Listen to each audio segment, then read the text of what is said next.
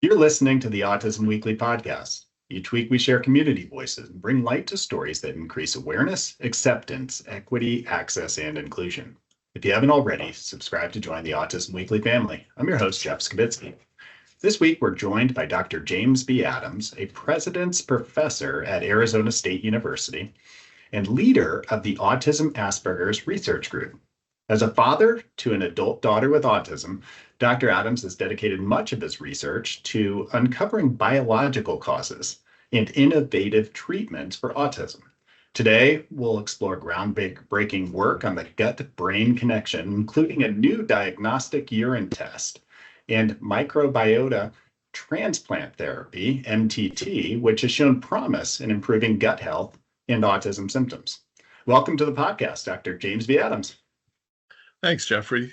Thanks very much for having me.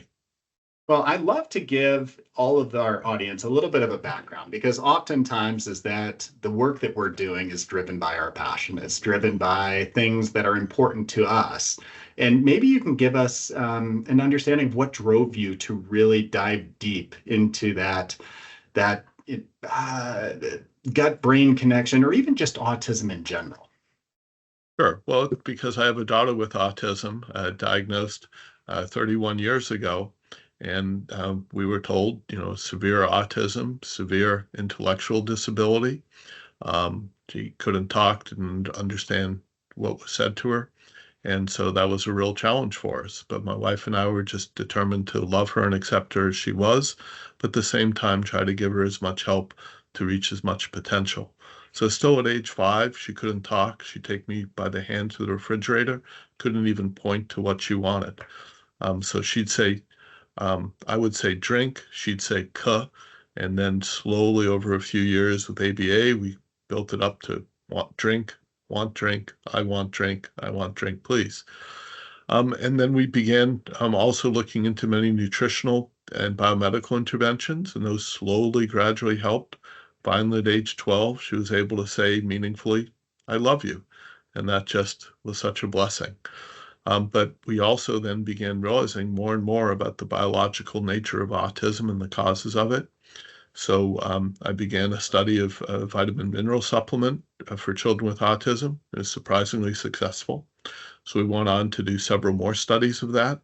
After that, we then founded a nonprofit, Autism Nutrition Research Center, that distributes that supplement to families in the US and around the world. And we've done many studies, continue to improve it. But also at the time, my daughter had some early constipation issues, which resolved after treatment. But we discovered many other children did too. And then 14 years ago, we published a paper, one of the first ones, showing that a very strong correlation that the kids who had worse autism, had GI symptoms, had worse autism. There's a very strong correlation. And also I was aware of, at the time, of a study that had been done showing that if you gave an antibiotic to kids with autism, a special antibiotic called vancomycin, great improvements in GI symptoms, great improvements in autism symptoms for the 8 weeks of treatment. But then when they stopped treatment, all the benefits were lost within a few weeks. The GI benefits, the autism benefits were lost. So it showed us that important study said, because this antibiotic only works in the gut, it's not absorbed into the rest of the body. It shows us that it was the gut bacteria causing these problems and that we can get rid of them, but they will also grow back when we stop treatment with an antibiotic. So we need to reseed the gut with beneficial bacteria. And that's what led us to our microbiota transplant. Yeah, and I mean, your story of watching your daughter probably, through constipation and other sort of gut-related discomforts, that's pretty common, I'm guessing, is that a lot of children have those same symptoms. And I think the clinical field used to kind of look, well, maybe it's because they have a blockage because they're controlling or they're trying not to have to use the restroom and that's causing more problems. And they thought through it behaviorally, but it sounds like what you're telling us is that there could be a behavioral component, but there's also a biological component that we need to be looking at and addressing in order to take away discomfort. Are there other signs that you'd be saying, hey, you know what, if your child is experiencing some of these things, there's probably a gut issue going on? Yeah, so a lot of it is we looked at the medical histories of the kids with autism who had gut problems, and we discovered many of the abnormalities as we suspected. Many of the mums had uh, factors that would make for worse gut bacteria. You inherit much of your gut bacteria from your mother, but also C-section birth. Then you don't get the bacteria from a normal vaginal birth. And so that's a factor. Also, after a C-section, the mother's given antibiotics, and those pass into the infant and disrupt their initial gut bacteria. And then we found that many kids with autism have much shorter periods of breastfeeding, perhaps just because they're not bonding as well with the mother. And breast milk is so important for helping establish a healthy microbiome. Special ingredients in it I won't get into, but very important.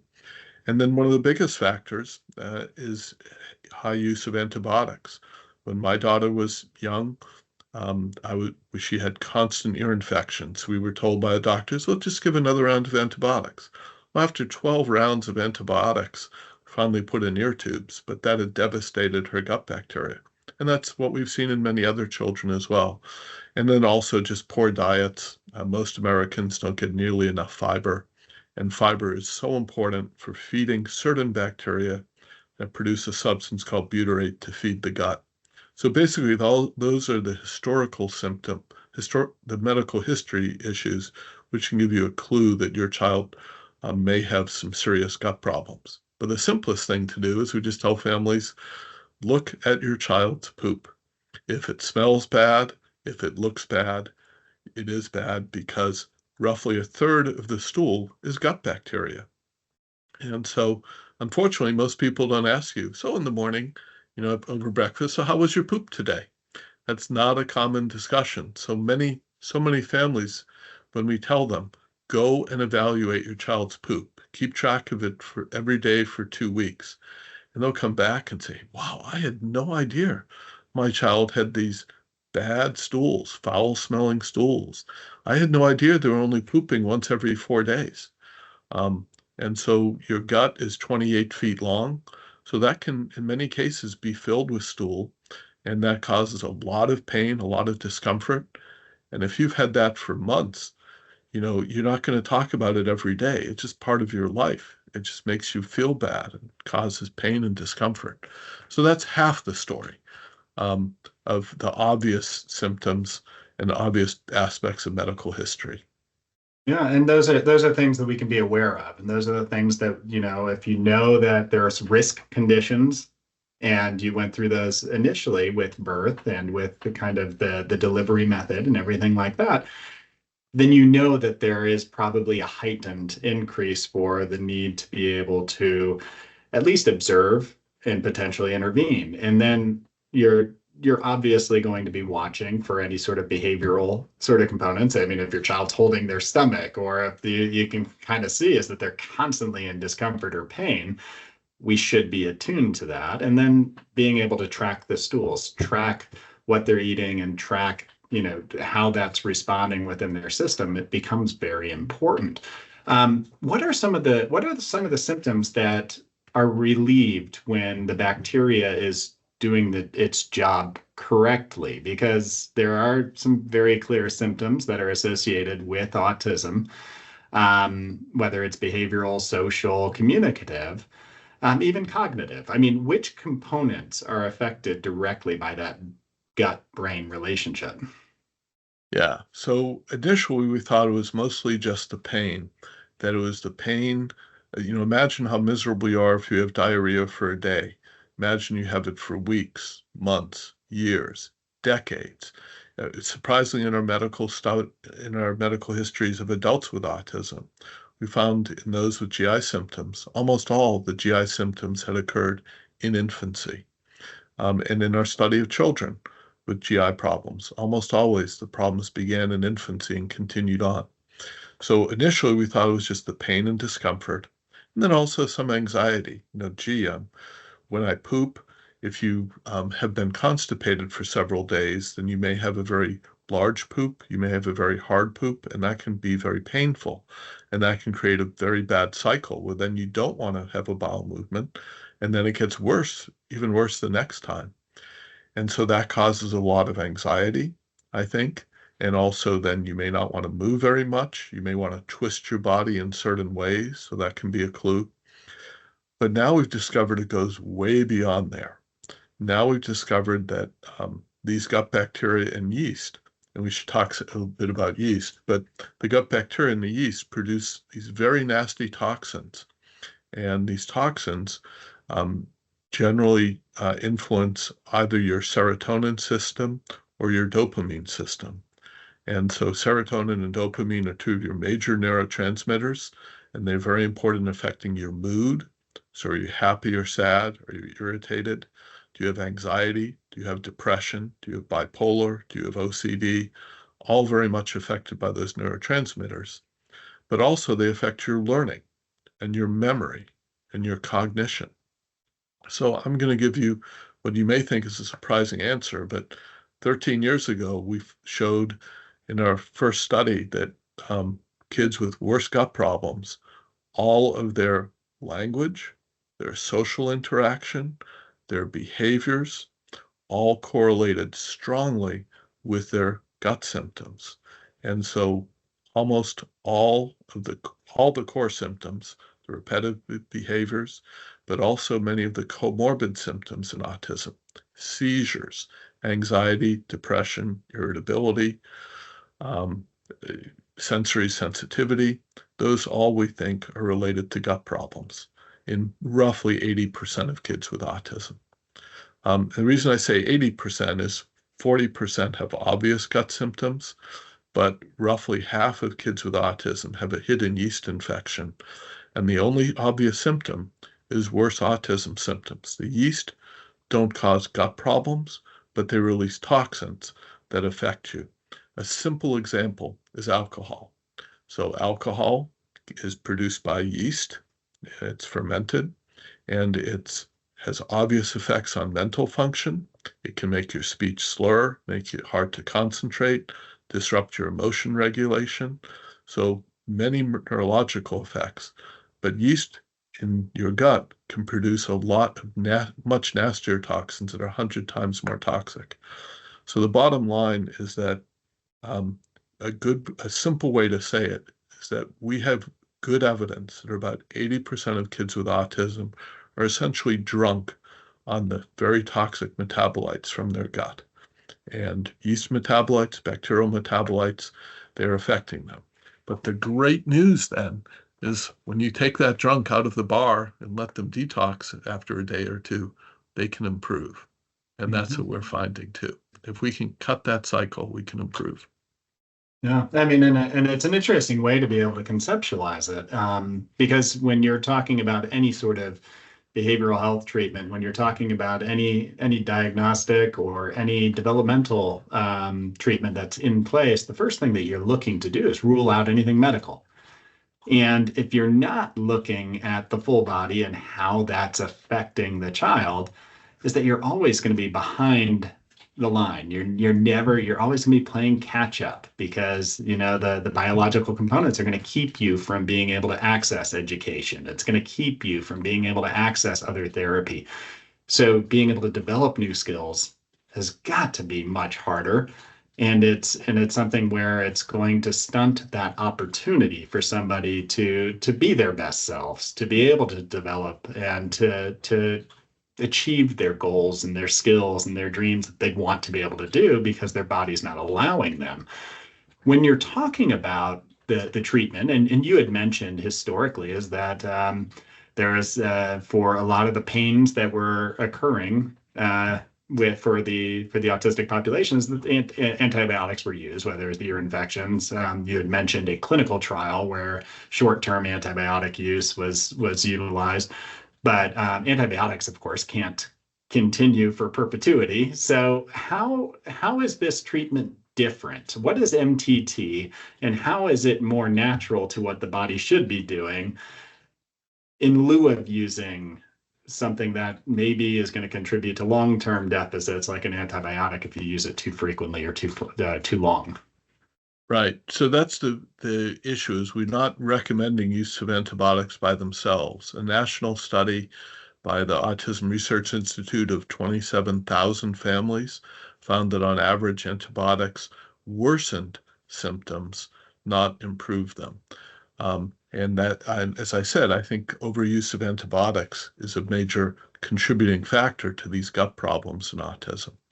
So what we do is a 3-step treatment with microbiota transplant. We give just a short course of a special antibiotic called vancomycin.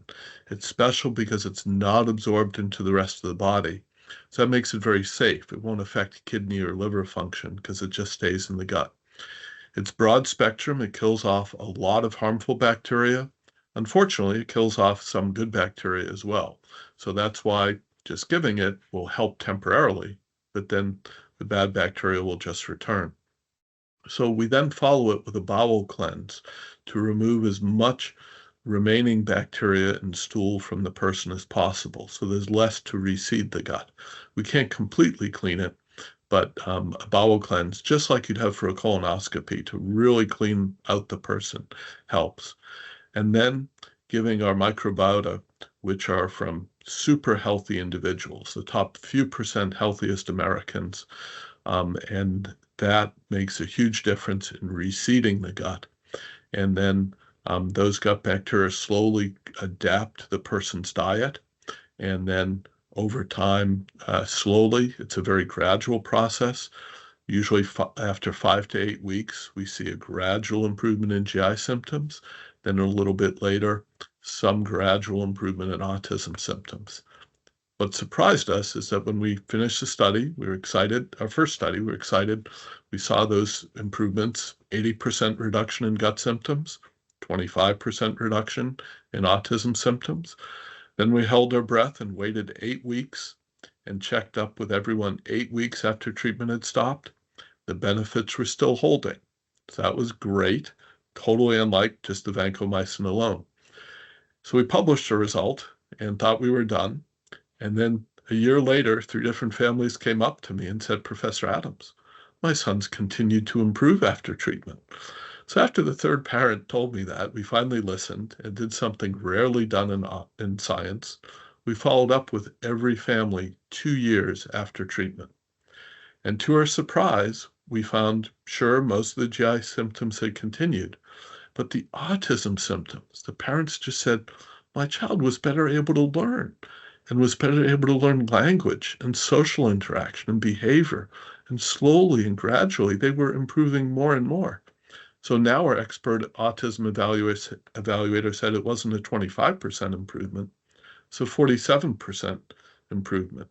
We went from 80% of the people being severe autism to less than 20% being severe. And half of them were no longer even met the cutoff for mild autism. They still had symptoms, but they had vastly improved. Now that was open label study, there was some placebo effect, but it was so exciting to see that 2 years after treatment had stopped, benefits were continuing. And I love the fact that there's innovative research out there that's looking at, how can we be able to help support the whole child, and how can we take a look at being able to identify which parts of your body are most affected that are causing the symptoms of autism to be increased. Where are you with that research right now? I mean, obviously, is that you're with any sort of research coming out, is that you're looking to be able to get that FDA approval. You're hoping to be able to take the drug to market. I mean, that's where the goal would be, is that you're helping families. So what's the process right now that you're looking at, as far as you've done a lot of the research, but where's the path leading us? Yeah. So the bottom line is we're getting closer to FDA approval, but it is a long and difficult path. To put it in perspective, a drug company normally spends $1 to $2 billion to bring a new drug to market. That's how difficult it is. We have conducted 3 studies for autism and 1 study for a rare condition called Pitt-Hopkins, and those 3 studies have showed good benefit and very good safety. We've had 0 serious adverse effects. No one has dropped out of our study due to adverse effects. But that's a good step forward.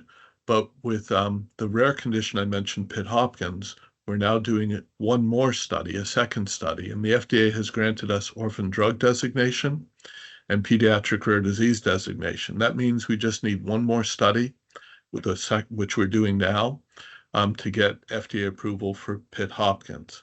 And so that study's running, and we hope in a year from now, that study will finish, and we hope that will be enough to get FDA approval for autism, for Pitt-Hopkins, in about 2 years from today. So it should be on the market, approved for Pitt-Hopkins in 2 years is our hope. For autism, it's a much longer path. Autism is not a rare disorder, so we have to do, in addition to the studies we've already done, we have to do one more much bigger study, a phase 3 study. And that will be the final type of study we need to do, just like our phase 2s, but just more people, more sites. Our collaborators at Harvard Medical School have agreed to be one of the sites, as well as some of our other sites. We need to raise about $20 million to do that. It's not $1 billion. We're very lean and efficient, but we need to raise about 20 million. So that's why I formed a company 2 years ago to raise money, and bless their hearts, 80 autism families have invested in our company. We've raised 8 million, which is what we're doing now. But now we need to raise, and that's enough for us to get approval for Pitt-Hopkins. But now we want to also get approval for autism. So we need to raise 20 million in the next year, and then it'll take us about 2 years to run the study, 1 year for FDA approval. So we're looking at about 4 years from now, we could have FDA approval for autism, which, by the way, would mean it would be covered by Medicaid. So roughly 90% of kids with autism have Medicaid, so it would be free, or essentially free to them. And also it would be very likely insurance companies would cover it then, because it's a very expensive treatment, but we want to make it as low cost or free as possible for families. Yeah, that's a noble effort that's being put in, and it sounds like you're recruiting a lot of families, but there's got to be people out there who hopefully are listening or are doing their own research that are saying, hey, this isn't a worthwhile investment, because not only am I looking at being able to potentially give something back to my child within their lifetime, but I'm going to be helping everybody else that's behind me coming through that process to be able to learn more. You had mentioned that you haven't identified any safety concerns or adverse effects, which to me might mean that you're going to have a large number of people that might raise their hand as participants to say, hey, you know what, I'd love to be a part of this clinical trial. Is there a way that people can seek this out to say, you know what, I want to be a part of the next trial. I want to be somebody contributing to the science that's being put out there in the research. Yeah, so people are welcome to go to our website, autism.asu.edu, and they can sign up to be on our mailing list, our general mailing list. And that means when we advertise a study, then they'll be notified about that. But I want to be cautious. We have huge interest in our studies. So normally a site may struggle to get a dozen people over a year. With our most recent study, we had 500 applications the first day, 1,000 applications the first week, for only 60 slots. So our next study, we hope will have several hundred slots, again, provided we can raise the money. And so we'll enroll many more families in that. But I get emails every day from families, multiple emails every day from families wanting to be in our study. And it breaks my heart hearing the stories many of them had. I mean, some horrific gut pains, horrific gut issues. It's very clear that kids have major gut issues, but we just don't have the funding to enroll more people yet. But that's why we're raising money now from autism families, and we hope to get that next study going soon. Yeah, I mean, it's amazing how many children, young adults are hospitalized due to the gut pains, the problems that are occurring within that system, and having a solution, having an option, maybe on the horizon, it still instills a lot of hope. Now, there is another product I think that you're working towards that seems very related to this, and maybe you can give me a little bit better understanding of the diagnostic urine test that exists right now that you're working on, and how that coordinates with understanding of the whole relationship between the gut and the brain. Sure. So we can talk about both our diagnostic test, and if you want, we can also talk about our other treatment, our nutritional supplement that helps somewhat with gut, as well as many other things. But the diagnostic test, the great thing is that from all of our studies, we've been collecting blood, urine, and stool samples, and we've been especially looking for toxic metabolites from gut bacteria and yeast. For example, one metabolite, P-cresol, it's been investigated in 17 studies. Every study of 17 studies shows it's significantly elevated in autism. Not in every child, but in about a quarter of them have high levels of that particular metabolite.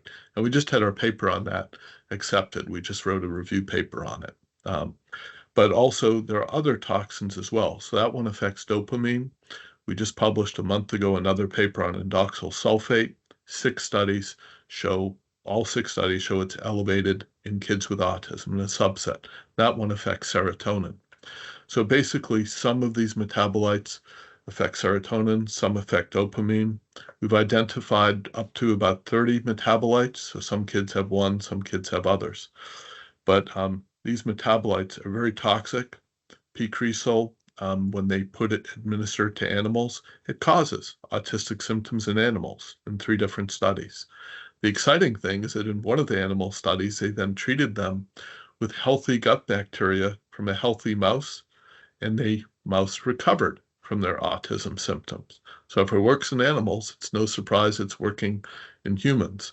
And so these toxins, I could go on a bit about the many ways in which they're toxic to the brain, the gut, the kidney, the liver, the immune system, and the mitochondria. And my colleague, Rich Fry, gave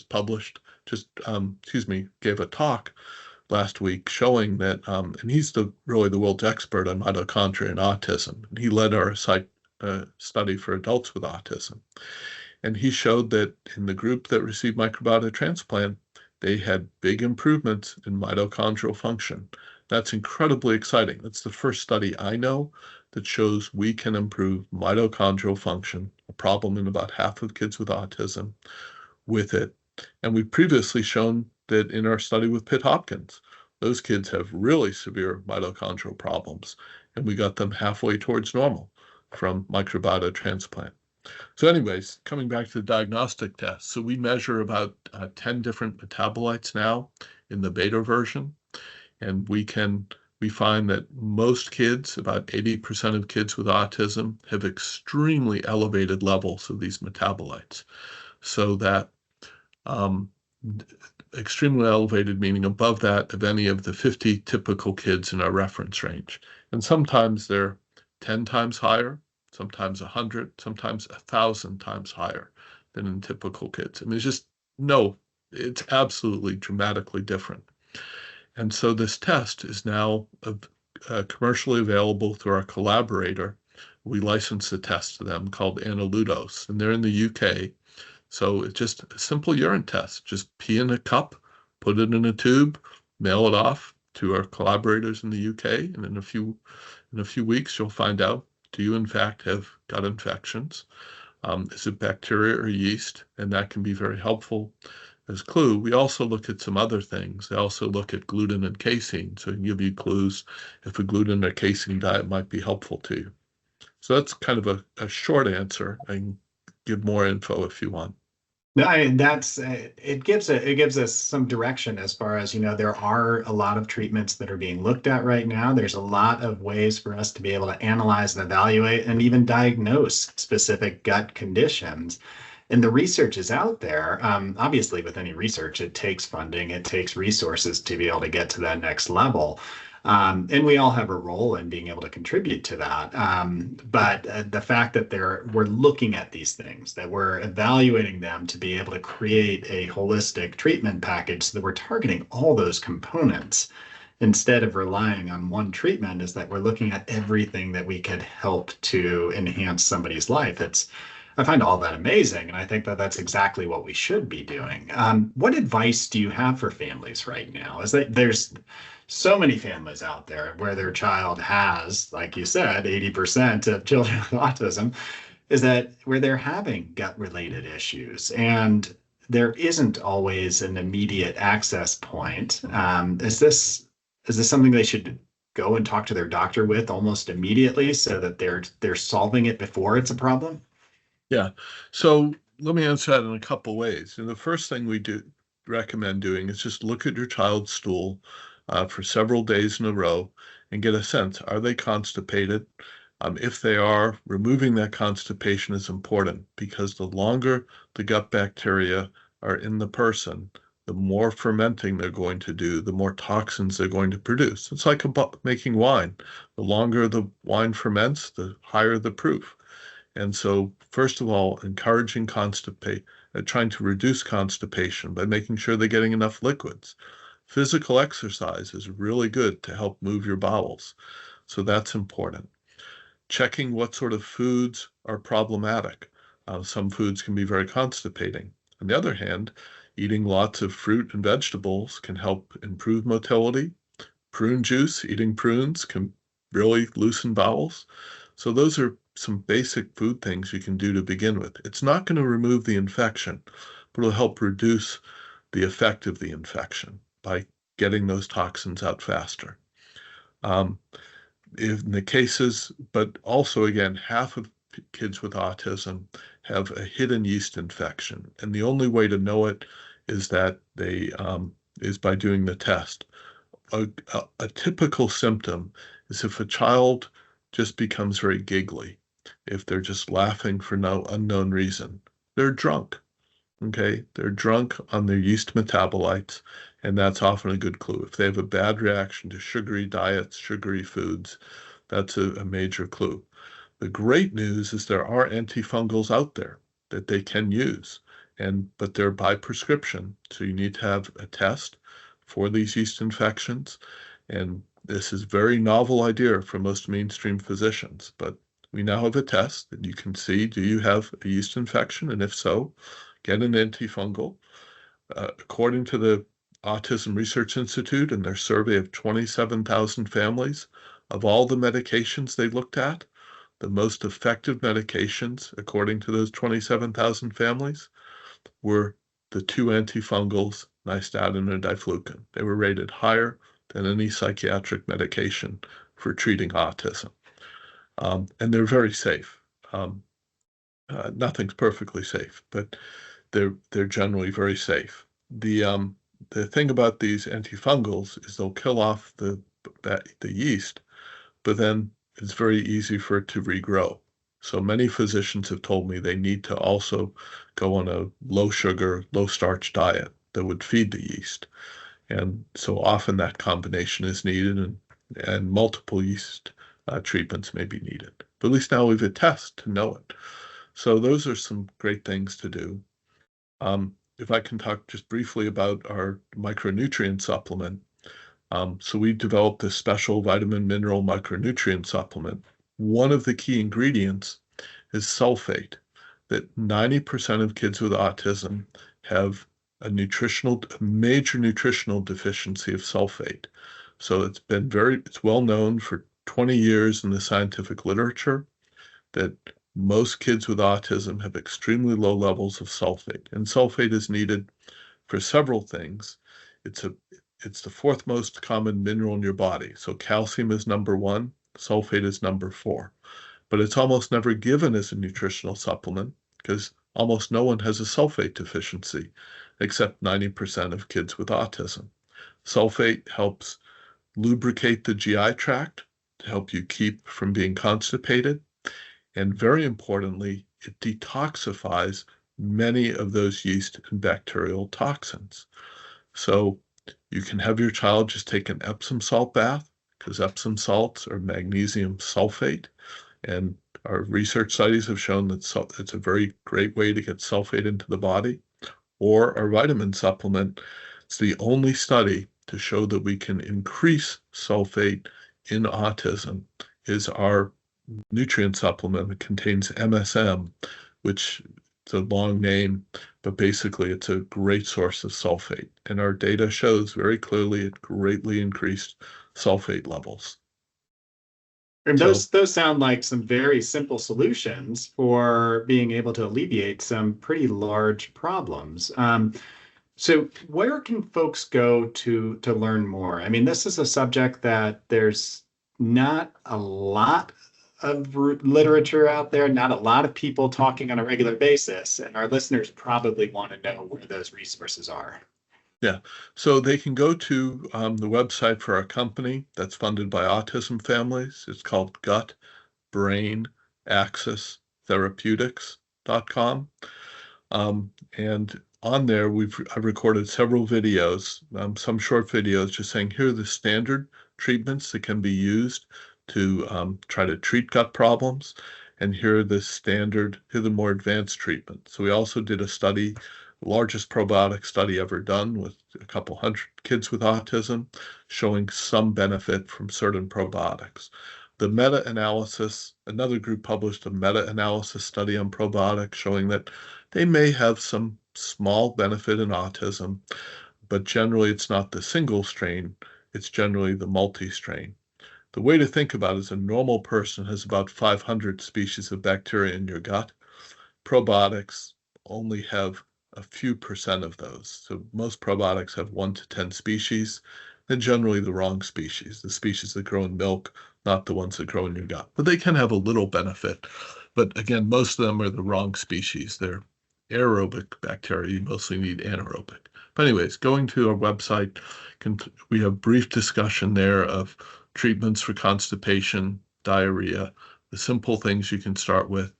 But again, talking with a nutritionist, talking with a physician for many of those conditions. But really, we think MTT is going to be one of the best solutions, but that's years away, at least a couple years away before we get it out for Pitt Hopkins. And unfortunately, the MTT is not allowed except by the FDA because it's not approved yet. So you can only get it in research studies for now. Well, I appreciate the work that you're doing on this. And I know that just having that future kind of path to say, you know, there's going to be a solution. People are working hard at finding a solution and that we're not that far away. It gives a lot of hope. So thank you so much, Dr. Addis, for joining us today and giving us a more of an explanation of that relationship between the gut and the brain. Thanks very much for having me. Thank you for listening to Autism Weekly. We hope you tune back in next week to learn more about autism in the real world. Autism Weekly is now found on all the major listening apps, including Apple Podcasts, Google Podcasts, Stitcher, Spotify, Amazon Music, and more. Subscribe to be notified when we post a new podcast. Autism Weekly is produced by ABS Kids. ABS Kids is proud to provide diagnostic assessments and ABA therapy to children with developmental delays like autism spectrum disorder. You can learn more about ABS Kids and the Autism Weekly podcast by visiting abskids.com. Thanks for tuning in. See you again next week.